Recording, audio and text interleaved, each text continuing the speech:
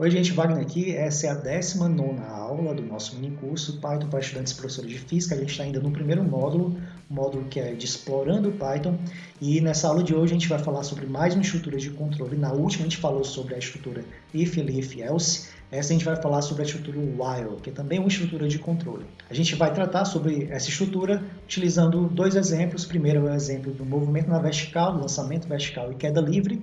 E o outro eu vou mostrar a implementação de uma função Fibonacci, que é a função que cria a sequência famosa, a sequência Fibonacci. E antes da gente iniciar, deixa eu te fazer um pedido. Se você é recorrente aqui, ou se é novo, não segue o canal, segue e curte esse vídeo, que é para mais pessoas serem alcançadas com esse projeto. O link do notebook Jupyter que eu utilizo nessa demonstração, vou deixar aqui na descrição desse vídeo. Então, se você quiser, baixa ele e acompanha o vídeo enquanto a gente realiza as demonstrações aqui. Então, while é uma estrutura de controle que executa um determinado bloco de código enquanto uma determinada condição é estabelecida. A sintaxe é muito simples, então a gente usa a palavra mágica, while, e dá um espaço, depois coloca uma expressão que corresponde à nossa condição a ser testada, se é verdadeira ou falsa. Então, com dois pontos, a gente inclui um novo bloco embaixo e dá uma indentação para esse bloco permanecer dentro do while. Então, nesse bloco a gente executa todo tipo de código que a gente quer manter executando enquanto a nossa condição é verdadeira, enquanto a nossa condição é true. Em algum determinado momento a gente precisa prever que essa condição vai mudar para poder sair do bloco while. Porque uma coisa muito importante para essa sintaxe, para esse tipo de estrutura, é tentar evitar loops infinitos. Então, tomar o cuidado de a gente não criar um while que permaneça executando para sempre. Por exemplo, se você coloca o while true, dois pontos e o bloco, esse bloco vai ser executado enquanto o programa não for interrompido manualmente. Então, vamos começar ilustrando com um exemplo simples do movimento vertical. A gente sabe que nesse movimento a velocidade varia com uma certa taxa, essa taxa é a aceleração da gravidade. Então, uma função que pode expressar essa taxa de variação, como a velocidade muda com o tempo, é que a velocidade ela é igual ao valor inicial, que eu estou chamando de V0, mais a aceleração da gravidade, que no caso ela é negativa, porque é contrária ao movimento, então ela é menos 9,8 metros por segundo ao quadrado, e isso multiplicado por t, que é o tempo. Então, a gente vai usar essa expressão para modelar o nosso problema. Então, nosso problema envolve a seguinte condição. Vamos tentar rastrear o movimento enquanto o objeto sobe. Então, enquanto a velocidade é positiva, significa que está subindo. Por quê?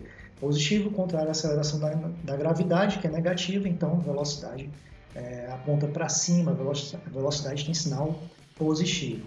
E assim que a velocidade é igual a zero, ou se ela for menor do que zero, a gente chega na situação em que o objeto começa a descer. Então, vamos criar um pequeno bloco de código que rastreia esse momento de subida do objeto. Vou criar uma função. Essa função vai ser a própria função da velocidade, como função do tempo. Ela tem três argumentos. Um argumento posicional, que é o tempo, que você precisa inserir, e outros dois argumentos nominais, que recebem valores padrão, como a velocidade inicial, que eu vou dar um valor padrão a ela, como igual a zero, e a aceleração, que eu vou dar um valor padrão, que é a própria aceleração da gravidade, menos 9,8. Então, eu vou mandar essa função retornar a função horária da velocidade, que é a velocidade inicial, mais a aceleração vezes o tempo. E note que eu coloco mais aqui, apesar de a fórmula para o movimento na vertical ter um menos 9,8, acontece que na nossa aceleração a gente já passa ela com valor negativo, então a gente está ok com isso. Então, nossos parâmetros são velocidade inicial, vou escolher aqui um valor igual a 10, por exemplo, 10 metros por segundo, que é quase 40 km por hora, e tempo inicial, vou escolher t igual a 0. E um outro parâmetro que vai ser o nosso parâmetro de controle do bloco while, que é a velocidade. Vou escolher que esse v aqui ele vai ser igual à velocidade inicial. Então, a gente vai começar com a velocidade positiva.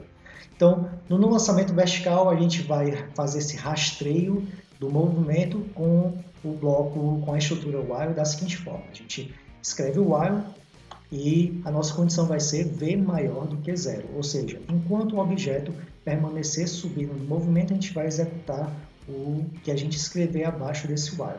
Então, eu vou primeiro mandar ele imprimir uma frase, o objeto está subindo com a velocidade de... Aí eu vou usar um format aqui para formatar esse meu texto. Então, nesse conjunto de chaves vai vir o valor da minha velocidade. Eu vou formatar isso com 2 casas decimais. E no final desse texto eu escrevo ponto format e passo para a função format, minha variável que eu quero passar para esse conjunto de chaves dentro do texto. Então, depois disso, a gente precisa fazer o tempo andar, né? Então, o nosso t vai receber o t anterior, que inicialmente é 0, mais uma fração de tempo que eu vou escolher aqui, por exemplo, 0,1. Isso é bem arbitrário, você pode escolher essa fração de tempo, o valor que você quiser, mas vamos começar com 0,1. E depois disso, atualizar a nossa velocidade, porque se a gente não for atualizar v, o nosso bloco while nunca vai deixar de ser executado, já que v não se altera, já que v permanece sempre maior do que 0. Então, nossa velocidade vai ser atualizada usando a função que a gente definiu lá em cima, na primeira linha. Então, v vai receber a nossa função vel, e vou passar para ela o t, que está sempre mudando também, e passar a velocidade inicial, que não muda, que é o valor que eu escolhi lá em cima, fora do bloco do while. E aqui embaixo, fora desse bloco do while, depois que ele terminar a execução, e ele vai terminar assim que a velocidade for igual a 0 ou menor do que 0, ou seja, quando o objeto estiver no ponto máximo, ou então na iminência de descer, logo que ele sair, logo que essa condição for estabelecida, eu vou mandar imprimir, o objeto começa a cair agora. Então vamos ver o resultado disso. Então a gente vê que ele, depois de alguns passos, à medida que a velocidade vai alterando e à medida que ela continua sendo positiva, esse bloco dentro do while vai executando, ele vai permanecendo imprimindo essa frase, o objeto está subindo com a velocidade.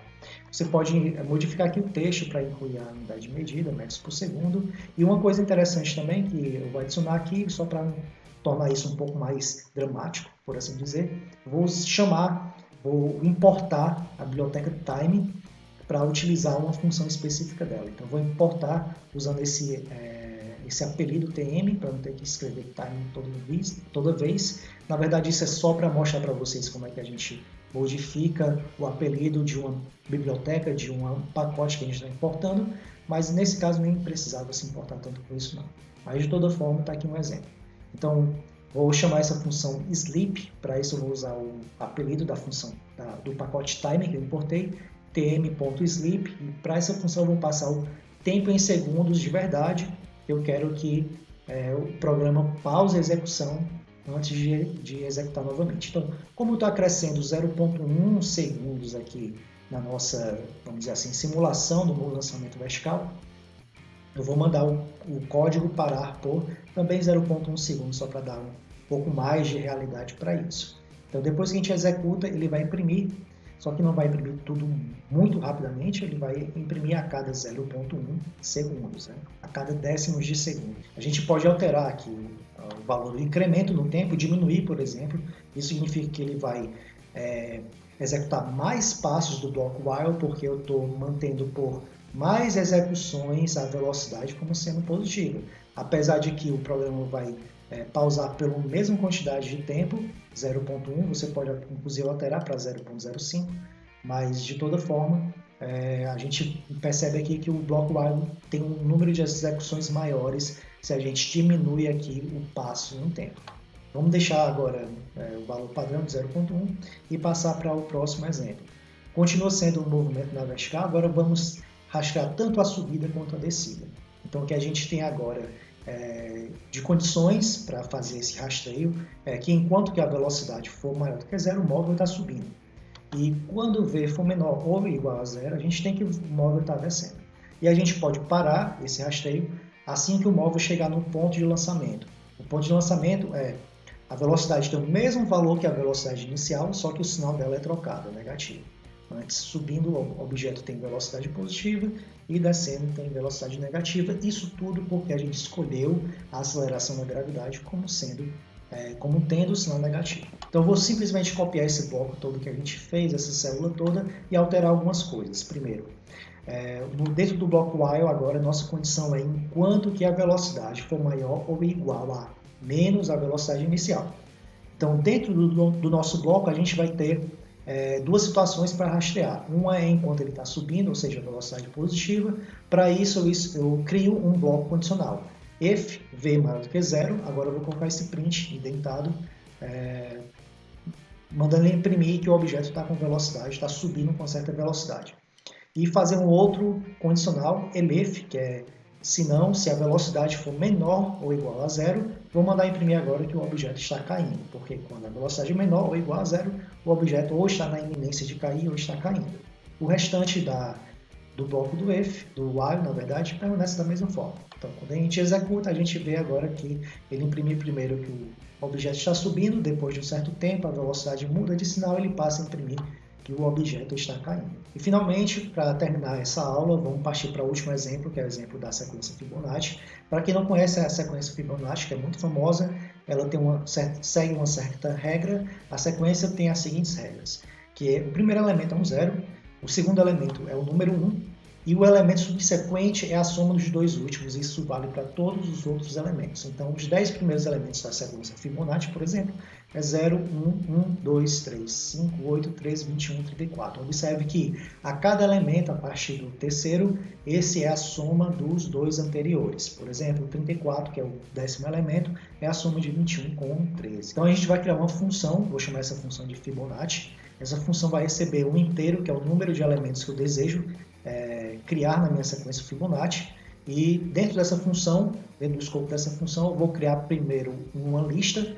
Essa lista vai receber os dois primeiros elementos, que correspondem às duas primeiras regras da formação da sequência Fibonacci, que é o 0 e o 1. E agora eu vou utilizar uma estrutura while, que essa estrutura vai ter como condição o seguinte: enquanto o comprimento dessa minha lista, dessa sequência, for menor do que o número de elementos, a gente precisa que essa sequência seja acrescida dos elementos da sequência Fibonacci. Então, enquanto que o comprimento dessa minha lista, da sec, for menor do que o número de elementos que vai ser passado para essa função Fibonacci, a gente vai ter o seguinte código dentro do bloco while.